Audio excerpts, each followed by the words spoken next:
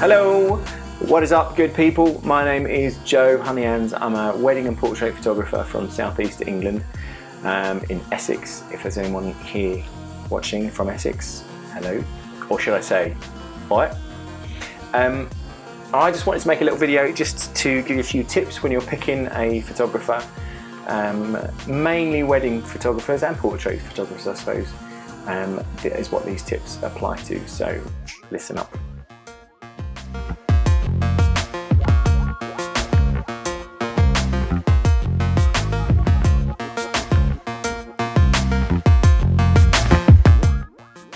Hello there, Joe Honeyhands back here with some tips how to pick a wedding photographer. Number one, here it is. Don't pick a wedding photographer who has these few things in common. They only have a Facebook page, they only have a mobile number, and they only have a free email account. Because those three things, this is particularly for weddings, it's not so important for portraits. But for a wedding, you're going to give them several hundred or even £1,000, and they can't be bothered to buy themselves a website, which is a couple of £100, to get an email account or to have a landline. They can't be bothered to do that, so they are not going to give you value for money if they can't be bothered to spend the money on those things. Okay, tip number two. Make sure if you're booking a wedding particularly that you meet the person. They are willing to meet you beforehand. I always meet my clients, even if it's just a 2-hour slot that they've booked me for a really small wedding, and I'm just going to photograph the ceremony and like an hour afterwards. Even if it's just a really short wedding, I always want to meet them. The reason you want to meet your photographer is, number one, check they're not weird. Number two, check that they're actually going to show up to something. Okay, make an appointment with them. If they show up on time, you're good to go. If they don't show up, find someone else. Don't give them a second chance. You don't show up to something, you've arranged, someone's paid you money and you've arranged to be there, and you don't show up, you don't get a second chance. Okay, make sure that you hold your photographer to a really high standard of professionalism. Okay, so meet them to make sure they're not weird. Have you got a rapport with them? Are they funny? Are they nice? Are they kind? Do they listen when you speak? Do they treat you well? Do they talk to you nicely? Do they ask you things about your wedding and about what makes you tick? Do they try and find out where your energy is? Those things are going to give you much better photos than just someone who's going to turn up and just snap away, go, okay, smile, and then take a photo. You don't want someone that's going to do that. You want someone that you want to smile at because you like them. Okay.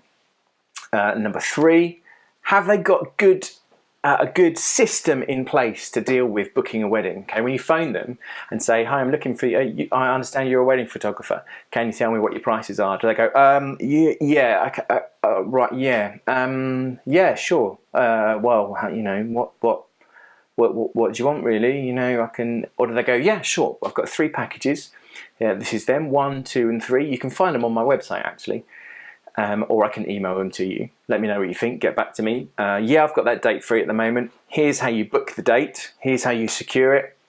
I'll send you a contract, we can get sorted, and then we'll meet up we can go for coffee or something, or I'll come to you. And are they professional is what I'm getting at really. Can they are they used to dealing with clients like you? Because if they're not used to dealing with people and they can't quite work at that level, they're going to find it difficult on a wedding day, because a wedding day is stressful. It's difficult, it is tiring, it is so much fun as a photographer. It is so much fun to be part of that, but it is hard, it is stressful, it's pressured. There's so much that can go wrong and you have to be able to deal with it. If they're not prepared when you phone them up out of the blue, they are not going to be prepared on your wedding day. Okay? And finally, the final one is what kind of quality things are they putting in your hand? What kind of quality is their business card? What kind of quality is the contract printed on? I know this sounds silly. Have they got a quality logo?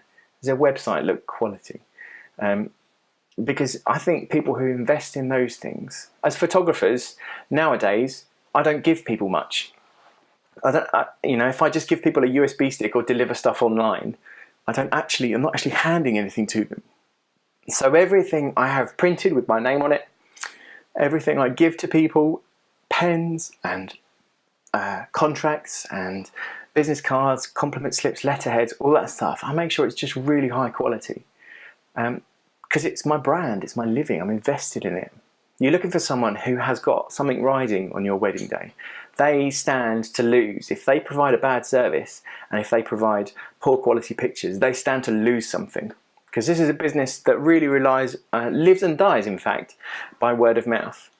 If you like me as a photographer and you tell all your friends about it, chances are if you're at a certain age where all your friends are getting married, you're going to go, do you know what, our wedding photographer was brilliant.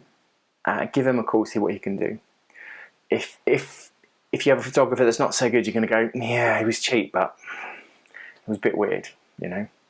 We didn't really hear much from him, and he didn't really seem to know what he was doing, and it's not going to work. It's not going to go well. You want people who've invested time, money, energy in their brand, in making sure that what they put in your hand, the way that they speak to you, the way that they present themselves, speaks of quality and speaks to the quality and the reliability of their brand.